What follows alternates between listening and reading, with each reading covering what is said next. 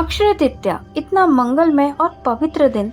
इस दिन किए गए कोई भी शुभ कार्य और दान का फल व्यक्ति के साथ अक्षय बनकर हमेशा रहता है, अर्थात उसका कभी नाश नहीं होता।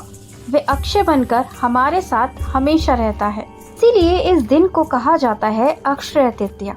अक्षय तृतीया के पीछे कई इतिहास जुड़े हैं, कई कथाएं जुड़ी हैं। अक्षय तृतीया की इस कथा को सुनने से भी अक्षय की प्राप्ति होती है। ये जानते हैं कि अक्षय तृतीया क्यों मनाई जाती है, इस तिथि के पीछे छुपे इतिहास के बारे में।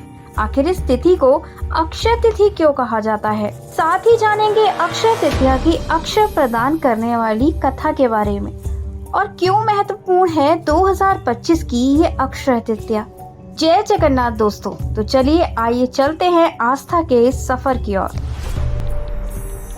अक्षय तृतीया का इतिहास पृथ्वी की उत्पत्ति जितना प्राचीन है। ये वो दिन है जिस दिन त्रेता युग का आरंभ हुआ था। त्रेता युग का प्रमुख कार्य यानी हवन, होम, इन सब में सबसे महत्वपूर्ण सामग्री है जौ, जिसकी उत्पत्ति भी आज ही हुई थी। माँ गंगा भी आज के दिन इस धरती पर प्रकट हुई थी, इसीलिए इस दिन को माँ गंगा का प्रकटे दिवस भी कहा जाता है।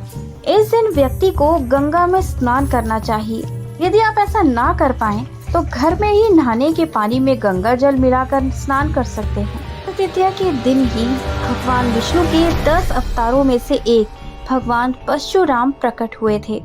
उसी दिन भगवान श्री कृष्ण के प्रिय मित्र सुदामा ने भगवान श्री कृष्ण को वो सूखे हुए चावल के दाने अर्पित किए थे और इसके बदले में भगवान श्री कृष्ण ने उन्हें तीनों लोकों का ऐश्वर्य प्रदान कर दिया। इसी दिन भगवान सूर्य ने द्रौपदी को अक्षय पात्र दिया था। अक्षय पात्र वो पात्र है जो पृथ्वी के सभी प्राणों की क्षुधा को मिटाने में सक्षम है, यानी इसमें बनाया गया भोजन कभी समाप्त नहीं होता। वैदिक ग्रंथों के रचयिता श्री लव्यास देव जी ने महाभारत ग्रंथ की रचना भी अक्षय तृतीया के दिन से की थी। देवताओं के कोषाध्यक्ष कुबेर जी को अपना ये पद और संपत्ति स्वयं लक्ष्मी देवी द्वारा अक्षय तृतीया के दिन ही प्राप्त हुई थी। आपको ये जानकर भी अधिक प्रसन्नता होगी कि सिंहाचल में नरसिंह देव जी की एक प्रतिमा है।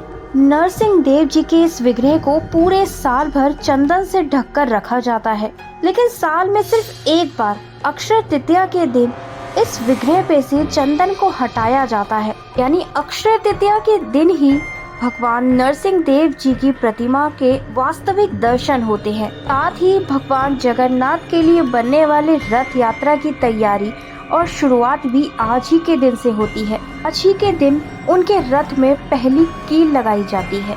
बांके बिहारी मंदिर में साल में एक बार अक्षय तृतीया के दिन ही बांके बिहारी के चरणों के दर्शन कराए जाते हैं। इसी दिन से केदारनाथ, बद्रीनाथ, गंगोत्री, यमुनोत्री के द्वार भी खुल जाते हैं। आदि शंकराचार्य ने भी कनकधारा सूत्र की रचना इसी दिन से की थी। शिपांत माधवेंद्रपुरी ने भी पहली बार भगवान को अक्षय तृतीया के दिन ही चंदन अर्पित किया था, इसीलिए इस दिन से चंदन यात्रा आरंभ होती है। अक्षय तृतीया को आखा तीज भी कहा जाता है। अक्षय तृतीया के दिन किया गया कोई भी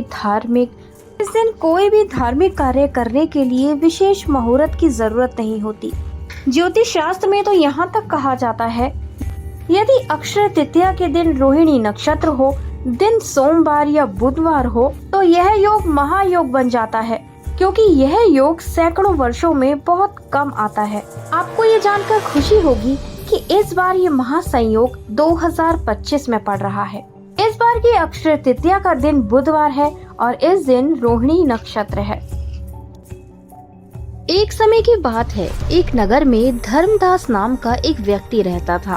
धर्मदास का परिवार बहुत बड़ा था और धर्मदास के ऊपर ही अपने परिवार को चलाने की जिम्मेदारी थी।